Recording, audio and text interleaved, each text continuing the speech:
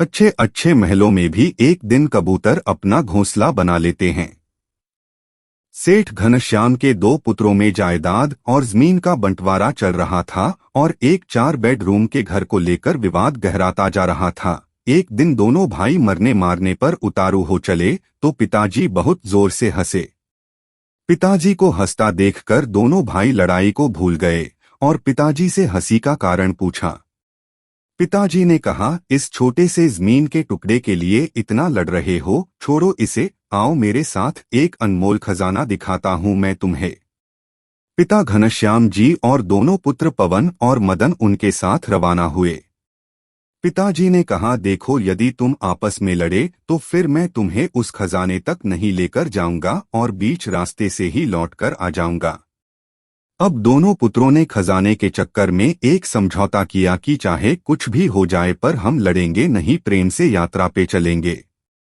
गांव जाने के लिए एक बस मिली पर सीट 2 की मिली और वो 3 थे। अब पिताजी के साथ थोड़ी देर पवन बैठे तो थोड़ी देर मदन। ऐसे चलते चलते लगभग 10 घंटे का सफर तय किया, तब गांव आया। घनश्याम जी दोनों पुत्रों को लेकर एक बहुत बड़ी हवेली पर गए। हवेली चारों तरफ से सुनसान थी। घनश्याम जी ने देखा कि हवेली में जगह जगह कबूतरों ने अपना घोंसला बना रखा है, तो घनश्याम वहीं बैठकर रोने लगे। पुत्रों ने पूछा, क्या हुआ पिताजी, आप रो क्यों रहे हैं? रोते हुए उस वृद्ध पिता ने कहा, जरा ध्यान से देखो इस घर को, जरा याद करो वो बचपन जो तुमने यहाँ बिताया था। तुम्हें याद है बच्चों, इसी हवेली के लिए मैंने अपने बड़े भाई से बहुत लड़ाई की थी। ये हवेली तो मुझे मिल गई पर मैंने उस भाई को हमेशा के लिए खो दिया, क्योंकि वो दूर देश में जाकर बस गया और फिर वक्त बदला। एक दिन हमें भी ये हवेली छोड़कर जाना पड़ा। अच्छा तुम ये बताओ बेटा कि जिस सीट पर हम बैठकर आए थे, क्या वो बस की सीट हमें मिल गई? और यदि मिल भी जाती तो क्या वो सीट हमेशा हमेशा के लिए हमारी हो जाती? मतलब कि उस सीट पर हमारे सिवा और कोई नहीं बैठ सकता। दोनों पुत्रों ने एक साथ कहा कि ऐसे कैसे हो सकता है, बस की यात्रा तो चलती रहती है और उस सीट पर सवारियां बदलती रहती है। पहले हम बैठे थे, आज कोई और बैठा होगा, पता नहीं कल कोई और बैठेगा।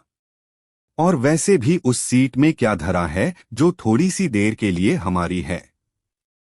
पिताजी पहले हंसे और फिर आंखों में आंसू भरकर बोले, देखो यही मैं तुम्हें समझा रहा हूँ कि जो थोड़ी देर के लिए तुम्हारा है, तुमसे पहले उसका मालिक कोई और था। थोड़ी सी देर के लिए तुम हो और थोड़ी देर बाद कोई और हो जाएगा। बस बेटा एक बात ध्यान रखना कि इस थोड़ी सी देर के लिए कहीं तुम अपने अनमोल रिश्तों की आहुति न दे देना। यदि पैसों का प्रलोभन आए तो इस हवेली की इस स्थिति को देख लेना कि अच्छे अच्छे महलों में भी एक दिन कबूतर अपना घोंसला बना लेते हैं।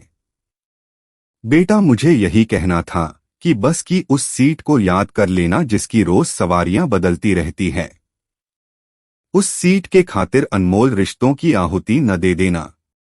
जिस तरह से बस की यात्रा में तालमेल बिठाया था, बस वैसे ही जीवन की यात्रा में भी तालमेल बिठाते रहना। दोनों पुत्र पिताजी का अभिप्राय समझ गए और पिता के चरणों में गिरकर रोने लगे।